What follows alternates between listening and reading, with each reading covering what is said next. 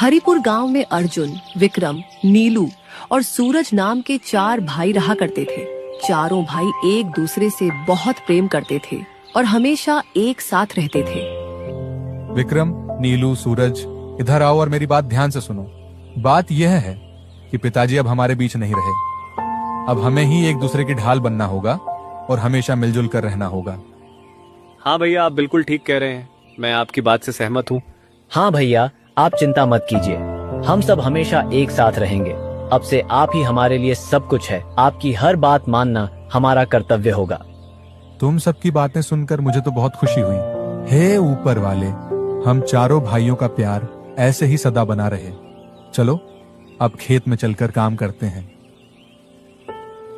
अब चारों भाई खेत जाते हैं और कड़ी मेहनत के साथ दिल लगाकर काम करते हैं। इसी बीच गांव में रहने वाली सावित्री नाम की एक औरत उनके पास आती है। अरे ओ अर्जुन, तुम सब इतनी कड़ी धूप में क्या कर रहे हो? काकी, हम तो काम कर रहे हैं, और क्या करेंगे आप बताइए। आप यहाँ कैसे? मैंने तुम चारों के लिए कुछ लड़कियां पसंद की हैं।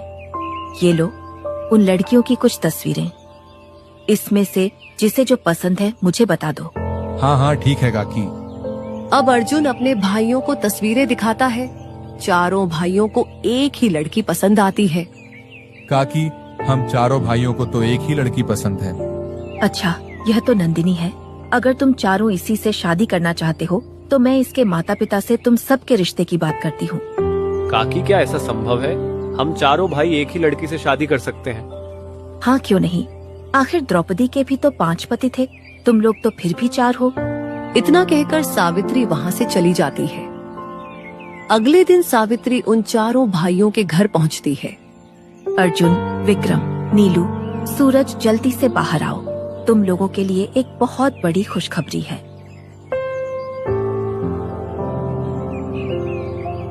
अरे क्या हुआ काकी, क्या बात है? नंदिनी के घर वाले शादी के लिए मान गए हैं। वो जल्द से जल्द शादी करना चाहते हैं। मैंने 1 हफ्ते बाद का मुहूर्त निकलवाया है। अब तुम लोग जल्दी से शादी की तैयारी कर लो। ठीक है काकी, जैसा आप कहें। अब 1 हफ्ते बाद चारों भाइयों की शादी नंदिनी से हो जाती है। हाँ तो नंदिनी, अब तुम हम चारों भाइयों की पत्नी हो। हम चारों भाई वचन देते हैं कि तुम्हें कभी कोई कष्ट नहीं पहुंचने देंगे। हम तुम्हें हर वो सुख देंगे जिसकी तुम हकदार हो। हाँ बिल्कुल, भैया ठीक कह रहे हैं। तुम्हें कभी किसी भी चीज की जरूरत हो तो हम चारों में से किसी से भी बेझिझक कह सकती हो।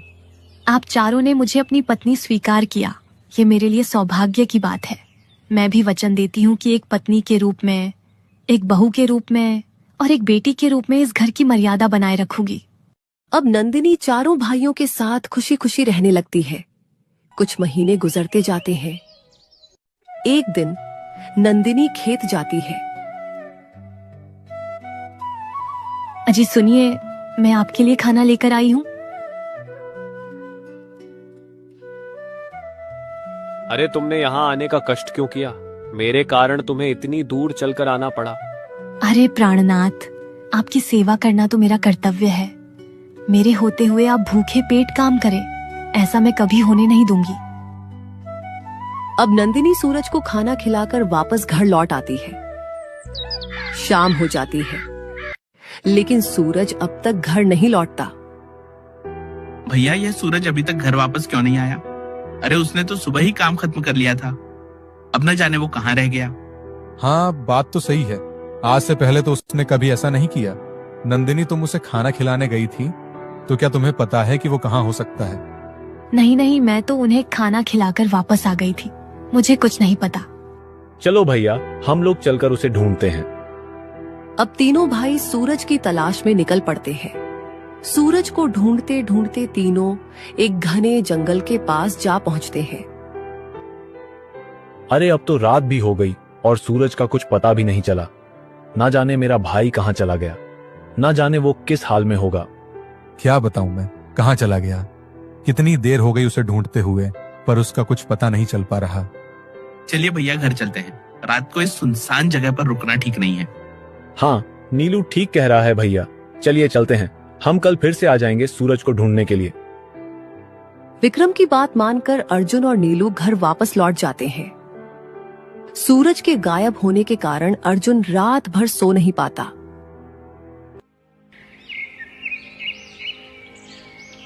नीलू सुनो, तुम नंदिनी के पास रुको और मैं और विक्रम सूरज को ढूंढने जाते हैं, ठीक है? भैया मैं भी आपके साथ चलता हूँ। बिल्कुल नहीं नीलू, हमें ना जाने कितना समय लग जाए आने में, और यहाँ घर पे नंदिनी अकेली भी तो है, उसके साथ भी किसी एक का रहना जरूरी है, समझ गए? हाँ ठीक है भैया, जैसा आप कहें। अब अर्जुन और विक्रम सूरज को ढूंढने चले जाते हैं। इधर नंदिनी नीलू के साथ घर पर होती है। अजी सुनिए, मैंने खाना बना दिया है, आप बैठो, मैं खाना लेकर आती हूँ, फिर साथ मिलकर खाते हैं। नहीं नंदिनी, मुझे भूख नहीं है। अरे जब से मेरा भाई गायब हुआ है, मेरी भूख प्यास सब मर गई है। अरे आप चिंता क्यों करते हैं, वो जल्दी ही मिल जाएंगे। ऐसे भूखे रहने से तो वो मिलेंगे नहीं। चलिए खाना खा लीजिए, वरना मैं भी नहीं खाऊंगी। अच्छा ठीक है, मेरे कारण तुम भूखी रहो, ऐसा कैसे हो सकता है? चलो खाना खाते हैं। नीलू यह कहकर अब खाना खाने लगता है। इधर अर्जुन और विक्रम सूरज को ढूंढते हुए कभी नदी किनारे तो कभी पहाड़ों की तरफ भटकते हैं, लेकिन उनको आज भी सूरज का कुछ पता नहीं चलता। ये सूरज आखिरकार बिना बताए जा कहाँ सकता है? उसने पहले तो कभी ऐसा नहीं किया, समझ नहीं आता, कहीं वो किसी खतरे में तो नहीं है। भैया सुनिए सुनिए, क्या आपको कुछ सुनाई दे रहा है? जैसे कोई मंत्र पढ़ रहा हो। हाँ, लेकिन इस घने जंगल में कौन हो सकता है? चलो चलकर देखते हैं, क्या पता वहां सूरज हो।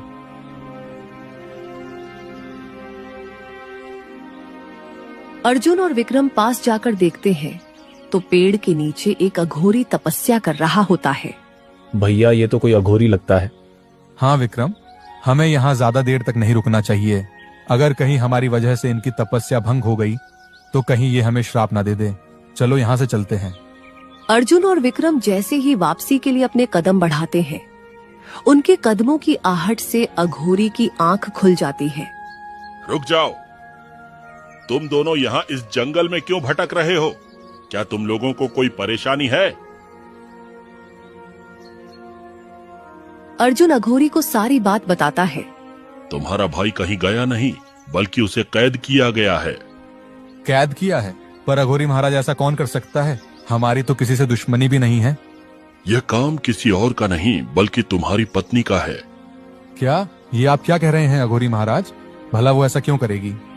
क्योंकि वो कोई इंसान नहीं, बल्कि एक चुड़ैल है, और वो आने वाले पूर्णिमा में इंसानों को खाकर अपनी भूख मिटाती है। अर्जुन और विक्रम ये सब सुनकर दंग रह जाते हैं। तो अघोरी महाराज, अब हम क्या करें? हम उस चुड़ैल से कैसे निपटें? हमारा एक और भाई उसके साथ घर पे है।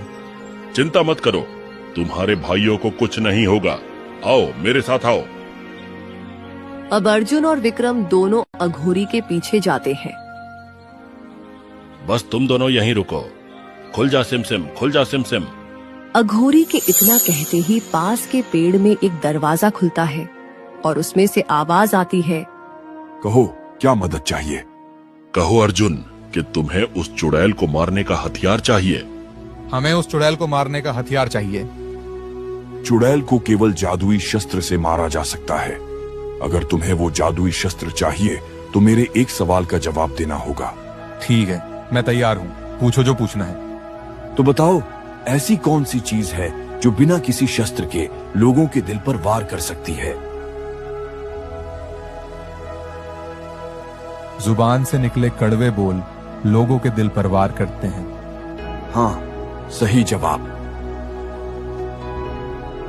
ये लो जादुई शस्त्र, इसे उस चुड़ैल के सीने में उतार देना, चुड़ैल मर जाएगी। धन्यवाद अघोरी महाराज, आप ना होते तो हमें यह बात कभी पता ही नहीं चलती कि हमारी पत्नी एक चुड़ैल है। कोई बात नहीं बच्चा, अब तुम लोग जाओ और अपने भाई को बचाओ। जाओ। परंतु अघोरी महाराज, हमारा भाई सूरज, अब वो हमें कैसे मिलेगा? रात के आधे पहर को चुड़ैल अपने घर जाती है, उसी समय तुम लोगों को उसका पीछा करना होगा। तुम्हारा भाई तुम्हें उसी के घर पे मिलेगा। अब जाओ। हम समझ गए अघोरी महाराज, अब हमें आप आशीर्वाद दीजिए। अर्जुन और विक्रम वापस घर लौट आते हैं। अजी मैं तो लुट गई, बर्बाद हो गई। नीलू भी सूरज की तरह गायब हो गए हैं। क्या? नीलू गायब हो गया? ठीक है, तुम चिंता मत करो, सब ठीक हो जाएगा। हम दोनों अपने भाइयों को जरूर ढूंढ निकालेंगे, निश्चिंत रहो। अर्जुन और विक्रम नंदिनी की चाल को समझ गए थे। अब उन्हें इंतजार था तो बस आधी रात का।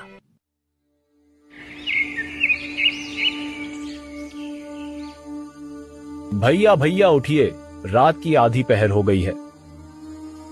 अर्जुन नंदिनी का पीछा करने के लिए उठ तो जाता है, पर मन ही मन वो इस बात से उदास था कि नंदिनी एक चुड़ैल है। दोनों नंदिनी के पीछे जाते हैं और देखते हैं कि नंदिनी घने जंगल में एक पुरानी सी झोपड़ी में जाती है। चलो झोपड़ी में झांक कर देखते हैं।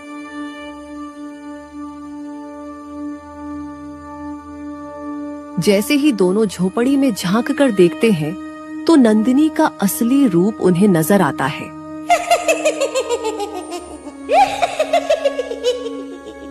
भैया ये तो अपने असली रूप में आ गई। अघोरी महाराज ने तो सही कहा था कि ये एक चुड़ैल है। ये तो कितनी भयानक है। यकीन नहीं आता कि आज तक हम इस चुड़ैल के साथ रह रहे थे। भैया वो देखो, हमारे भाई सूरज और नीलू, चलो उन्हें छुड़ाने चलते हैं। अब दोनों भाई झोपड़ी के अंदर जाते हैं। तुम दोनों यहाँ कैसे आए? तुम्हारा पीछा करते हुए आए हैं। तुम्हें क्या लगा कि तुम्हारा सच हमें कभी पता नहीं चलेगा? तुमने हमारे प्रेम का नाजायज फायदा उठाया है। हम कभी सोच भी नहीं सकते थे कि तुम एक चुड़ैल निकलोगी। छोड़ दो मेरे भाइयों को और चली जाओ हमारी जिंदगी से। ऐसे कैसे छोड़ दूं? अब तुम लोगों को मेरी असलियत पता चल ही गई है, तो मैं तुम लोगों को भी कैद कर लेती हूँ। तू हमारा कुछ नहीं बिगाड़ सकती है चुड़ैल। अब तुम्हारा खेल खत्म हुआ। अब तुम्हारा अंतिम समय आ गया है। तुम मामूली इंसान मेरा कुछ नहीं बिगाड़ सकते। चुड़ैल यह कहकर अब अर्जुन पर अपनी शक्तियों से वार करने लगती है। अर्जुन चुड़ैल के वार से बचते हुए उसके पास जाता है। भैया ये लो जादुई शस्त्र और मार दो इस चुड़ैल को। अर्जुन बिना देरी किए जादुई शस्त्र चुड़ैल के सीने में उतार देता है। शस्त्र लगने से चुड़ैल तुरंत मर जाती है। चुड़ैल के मरते ही सूरज और नीलू दोनों आजाद हो जाते हैं। भैया मुझे खुशी है कि मुझे आप लोगों जैसे इतने चाहने वाले भाई मिले। अगर आप दोनों ना होते तो हमारा क्या होता। हाँ भैया, इस चुड़ैल ने तो हम चारों को बेवकूफ बना रखा था। हमने कभी सोचा भी नहीं था कि इतनी सुंदर लड़की एक चुड़ैल भी हो सकती है। बस शांत हो जाओ और पिछली बातों को भूल जाओ। ये सोचो कि कभी हमारी शादी हुई ही नहीं थी, क्योंकि बुरी चीजें जितनी जल्दी भुला दी जाए उतना अच्छा होता है। अब चारों भाई हंसी खुशी फिर से एक साथ रहने लगते हैं। किसी भी नए रिश्ते में जुड़ने से पहले उसके बारे में अच्छे से जांच पड़ताल जरूर कर लेनी चाहिए, नहीं तो वो अनजान रिश्ता बाद में हमारे लिए खतरा भी बन सकता है। जिस तरह नंदिनी उन चारों के लिए बाद में खतरा बन जाती है।